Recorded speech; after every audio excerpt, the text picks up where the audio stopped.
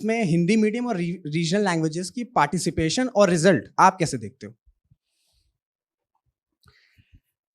अगर थोड़ा सा पीछे से शुरू करें बात को, तो 1979 तक यूपीएससी में हिंदी मीडियम था ही नहीं, ना हिंदी ना बाकी भाषाएं। जब जनता पार्टी की सरकार 1977 में बनी, जिसमें आज की बीजेपी भी शामिल थी, कुछ और पार्टियां शामिल थी, 4 पार्टियां शामिल थी, उस समय ये प्रस्ताव आया कि सिविल सेवाओं में भारतीय भाषाओं का प्रतिनिधित्व होना चाहिए। तो 1979 से ये प्रोसेस शुरू हुआ और हिंदी मीडियम आप कह सकते हैं वहां से शुरू हुआ। 1979 से 1993 तक बहुत खास पार्टिसिपेशन हिंदी मीडियम का नहीं था। मेरा अनुमान है कि शायद अगर 500 सीट्स हों या 1000 सीट्स हों तो शायद उसमें 10-20 लोग सिलेक्ट होते होंगे उस समय। एक आध व्यक्ति पहले 100 रैंक में होता था, जिससे थोड़ा सा एक क्रेज रहता था। 93 के बाद जब मंडल कमीशन आया तो उसमें रूरल बेल्ट के बच्चों का पार्टिसिपेशन बढ़ने लगा, तो ये अनुपात थोड़ा सा बढ़ा।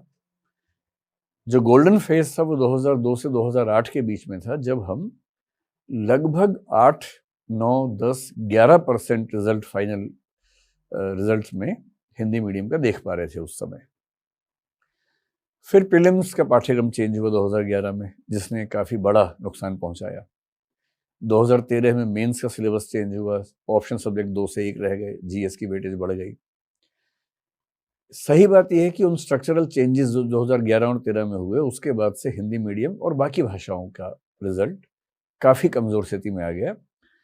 लगभग आप मान सकते हैं कि 2013-14 में वो 1.5-2% के आसपास फाइनल रिजल्ट रह गया, जो पहले 10 तक चला गया था एक बार। 2013 से अब 2023 में हम बात कर रहे हैं, रिजल्ट काफ़ी अच्छा नहीं रहा है।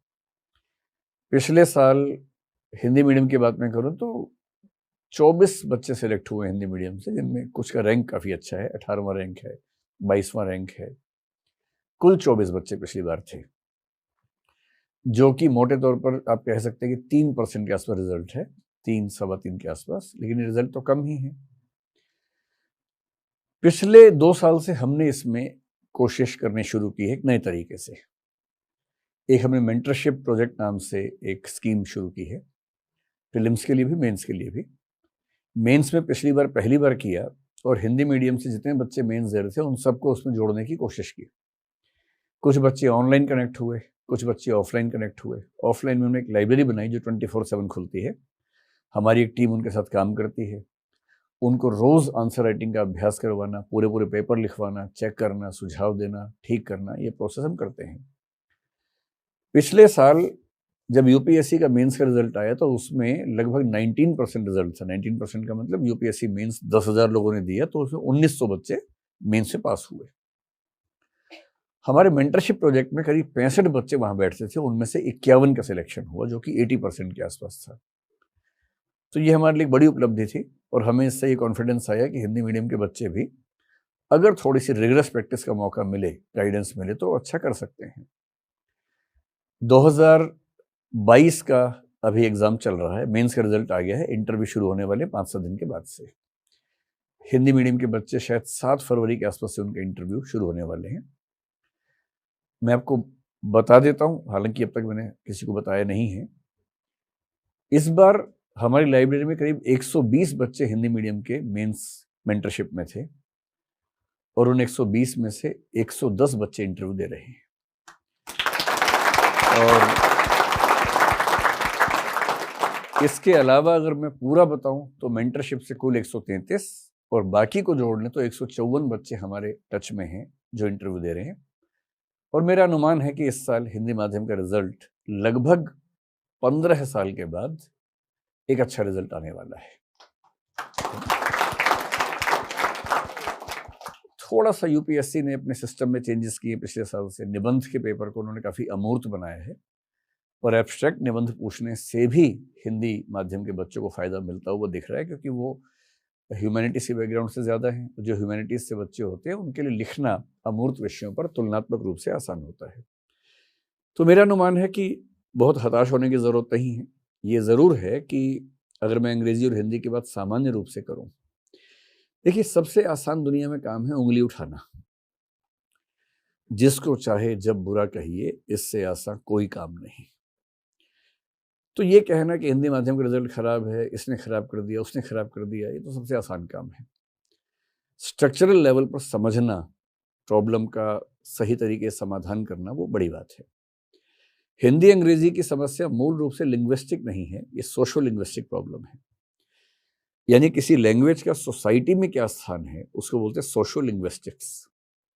मैं अपनी क्लास में कई बार ये बात करता हूँ। आप में से अधिकांश लोग तो शायद अंग्रेजी माध्यम वाले रहे होंगे, या हिंदी माध्यम के लोग भी आप में से कुछ मिक्स्ड होंगे शायद, चलिए मान लेते हैं। मैं अपनी क्लास में एक सवाल कई बच्चों से पूछता हूँ। जैसे मान लीजिए 500 बच्चे बैठे हैं, हिंदी माध्यम की क्लास चल रही है। वो पूछते हैं कि हिंदी माध्यम का रिजल्ट कब ऐसा आएगा कि हमें पहला रैंक मिलेगा, या शानदार रिजल्ट कब आएगा। तो मैं उनसे पूछता हूँ कि इसका उत्तर दूंगा, पहले एक सवाल का उत्तर आप दे दीजिए। मैं उनसे कहता हूँ कि मान लीजिए आप सिलेक्ट हो जाए किसी भी सर्विस में, आज से 10 साल बाद के एक कल्पना करते हैं कि आप किसी ना किसी नौकरी में सिलेक्ट हो गए, आपके जो स्पाउस हैं वो भी किसी नौकरी में सिलेक्ट हैं, आप ठीक स्थिति में हैं, आपके पास फाइनेंशियल प्रॉब्लम्स नहीं हैं, आप अपने उस शहर के वेल सेटल्ड परिवारों के बीच में गिने जाते हैं, और आपका बच्चा हुआ, वो 4 साल का हो गया है, अब उसे स्कूल भेजना है आपको। तो मैं पूछता हूँ कि आप लोग वो बच्चे हाथ खड़ा कर लें जो अपने बच्चे को हिंदी माध्यम के स्कूल में भेजेंगे। और 500 में से हर बैच में 2 या 3 बच्चे हाथ खड़ा करते हैं। फिर मैं उनसे कहता हूँ कि मेरा ख्याल है कि शायद आप भी नहीं भेज पाएंगे, क्योंकि अभी आपको ऐसा लग रहा है। जब आप उस स्थिति में होंगे, आप नौकरी में हैं, वेल सेटल्ड हैं, आपके बच्चे के करियर का सवाल है, जैसे ही आप हिंदी माध्यम के स्कूल की बात करेंगे, आपके ही परिवार के लोग, आपके ससुराल के लोग दबाव बना के आपका बाइकआउट कर देंगे और कहेंगे कि बच्चे को अंग्रेजी माध्यम भेजना जरूरी है। इसका मतलब ये हुआ कि हिंदी, और ये स्थिति केवल हिंदी की नहीं है, तमिल, तेलुगु, कन्नड़, मलयालम सबकी है, गुजराती की भी है, मराठी की भी है। इन भाषाओं के समाजों में जो भी परिवार थोड़ा भी समृद्ध होता है, मध्य वर्ग में आता है, उसकी पहली प्राथमिकता है कि उसका बच्चा अंग्रेजी माध्यम में पढ़े। और उसकी बात सही भी है, क्योंकि उसको पता है कि जो नौकरियां अंग्रेजी में हैं, ग्लोबलाइजेशन के दौर में जो ग्लोबल अपॉर्चुनिटीज है वो अंग्रेजी में है। वो बच्चा भारत में ही हमेशा काम क्यों करे, इंग्लैंड में क्यों ना करे, ऑस्ट्रेलिया, न्यूजीलैंड, अमेरिका में काम क्यों ना करे। कोई भी चाहता है आगे बढ़ना। हिंदी माध्यम के जो स्कूल हैं आमतौर पर सरकारी स्कूल हैं। सरकारी स्कूलों की शिक्षा व्यवस्था कैसी है हम सबको पता है, और इसलिए जब आप सब अपने बच्चों को अंग्रेजी माध्यम के ही स्कूल में भेजेंगे और आज से 30 साल बाद फिर मुझसे पूछेंगे कि हिंदी का रिजल्ट अच्छा क्यों नहीं आ रहा है, तो मैं कहूँगा इसकी वजह केवल मैं नहीं हूँ, इसकी वजह यूपीएससी की तैयारी करने की प्रक्रिया नहीं है। जो 15 साल स्कूल में बच्चे ने लगाए, 3 साल कॉलेज में लगाए, हिंदी और भारतीय भाषाओं की संस्थाओं में और अंग्रेजी की संस्थाओं में लगभग जमीन आसमान का अंतर है। कुछ गांव के इंग्लिश मीडियम स्कूल को मैं दिमाग से निकाल के बात कर रहा हूं उस समय। वो जो 15 साल का ग्रूमिंग प्रोसेस है, जो एक्सपोजर है, फिर अंग्रेजी जानने के बाद इंटरनेट की दुनिया आपके लिए बहुत बड़ा खजाना है। हिंदी जानते हुए आप इंटरनेट पे बहुत कमाल नहीं कर पाते हैं, उतना कंटेंट आपको नहीं मिलता है। जितने अच्छे अखबार हैं जो यूपीएससी में काम आते हैं वो सारे अंग्रेजी में हैं। इंटरनेशनल रिलेशंस में आपको अमेरिकन पर्सपेक्टिव पढ़ना है, वॉशिंगटन टाइम्स पढ़ना है, वो हिंदी में आपको नहीं मिलता है, न्यूयॉर्क टाइम्स नहीं मिलता है, लंदन टाइम्स नहीं मिलता है।